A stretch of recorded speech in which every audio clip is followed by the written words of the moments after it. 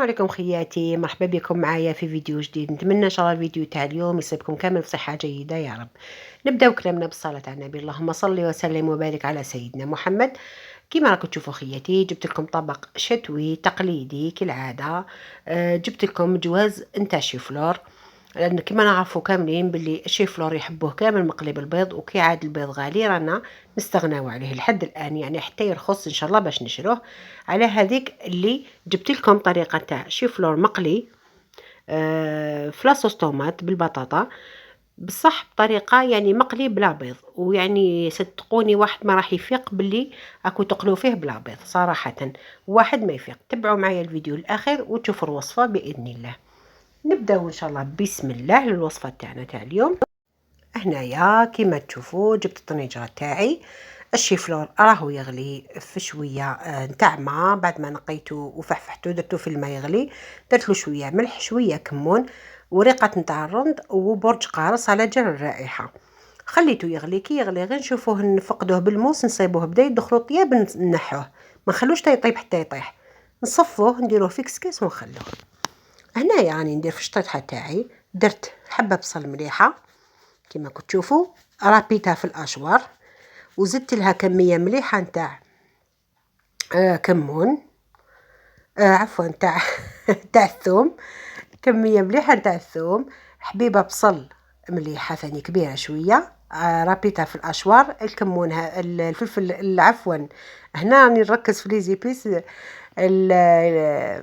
الثوم درت كميه ثاني مليحه، ودرت 2 مغارف نتاع زيت. ودوكا راني ندير في التوابل. الملح نديرو شويه ملح، طبعا ما نكثروش لانه العقده اللي راح نقلو فيها الملح، والشيفلور راني يغلي بالملح، ما نكثروش الملح. درت فلفل كحل، كمون، راس الحانوت، كركم، زنجبيل، وشويه راس حانوت.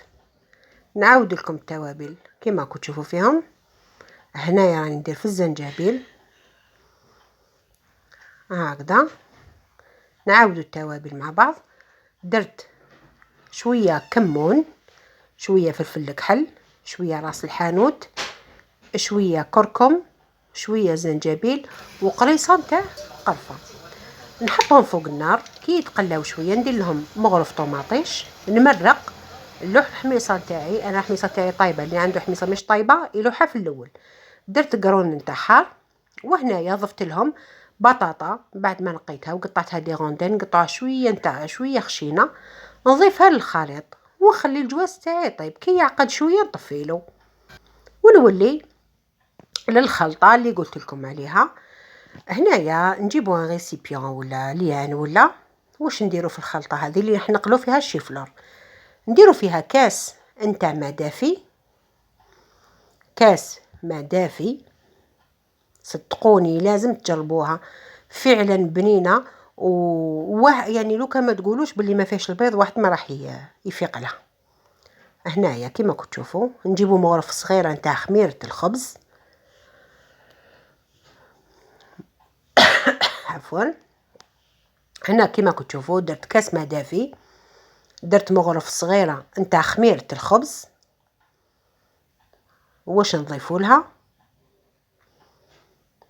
مغرف صغيره نتاع خميره الحلوى هكذا. كما كنتوا تشوفوا نخلطوا هذوك المكونات حتى يعني الذوب معانا هذيك الخميره تاع الخبز هكذا. شوفوا كيفاش ولات. في هذه المرحله نجيبو نديروا لها لي زيبيس، نضيفوا لي زيبيس هكذا. بعد ما خلطتها مليح نجيب التوابل توعي.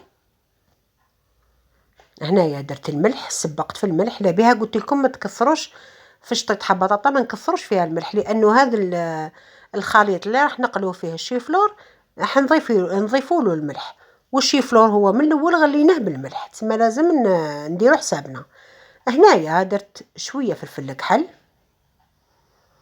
زدت شويه كمون، تقريبا نفس التوابل اللي درناهم في الشطيحه نفسهم، كمون، فلفل كحل، كركم، هنا بك كاين تابل واحد ما درناهش في الشطيط، حاضرك نقول لكم عليه. هنايا درنا كاس ما دافي، نعاود كاس ما دافي، مغرف صغيرة خميرة الخبز، مغرف صغيرة خميرة الحلوى، شوية نتاع الملح، شوية فلفل كحل، شوية كركم، شوية كمون. واش نضيفو دوكا؟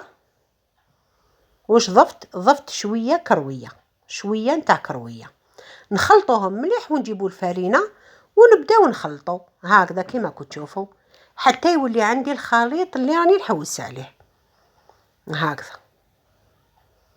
الخليط اللي نتحصل عليه كيما تاع البغرير هاكو تشوفوا.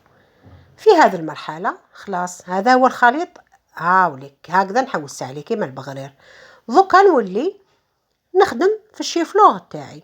هنايا الفيديو راح لي من الاول كي كنت نقلي ما فقتلوش، ما كنتش نكاميري تعبرني كاميري. هنايا كيما كنت تشوفوا الطريقه، نغطسوا ريصان الوردات نتاع الشيفلور، نغطسوهم في هذاك الخليط ونقلوهم في الزيت، نديروا كميه مليحه شويه نتاع الزيت ونقلوه ونقلبوا بالعقل، نقلبوا كامل لي كوتي حتى يولوا حموره. هاي ليك شطيت حبه بطاطا نتاعي، هاي الطيب، هاي التكتك راح قريب نطفي لها. هاي ليك شوفوا كيفاش يجي حمر، يجي بنين، يجي مقرمش، يجي هايل. هاوليك الشيفلور تاعي كي وجد.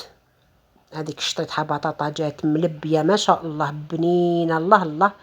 وهاوليك الشيفلور. وهنايا طبعا عجنت له هذا الجواز، درت له كسره خمير يرافق بزاف بنين، يجي مع الكسره خمير تجي بزاف بنينه مع هذا الطبق. هاوليك شوف كيفاش يجي. هنا خياتي نقسمها معكم، وما ننساش خياتي مشتركات الجدد نرحب بهم في قناتي تدابير طبخ جزائري، ونشكركم بزاف بزاف على الاشتراك في قناتي، والقدم اللي راهم بداو معايا من بدايه القناه وهم يشجعوا فيا، المشتركين كامل يشجعوا فيا ويسقسوا عليا، يعطيكم الصحه بارك الله فيكم. ها شوفوا كي نقسموا كيفاش يجي، يجي رائع رائع. وصدقوني واحد ما حيفيق له باللي ما فيهش البيض. شوفوا مع الكسرة جات خفيفة ما شاء الله، الله يبارك. ما تنساوناش خياتي اللي ماهوش مشترك في القناة يشترك، يضغط على زر الاشتراك ويضغط على هذاك الاصبع الازرق تاع الاعجاب باش يجيكم كامل. هاوليك صباك تاع حنان بنتي. ما تنساوناش بدعاوي الخير واشتراك في القناة، اللي ماهوش مشترك يشترك، تعليق شباب من عندكم.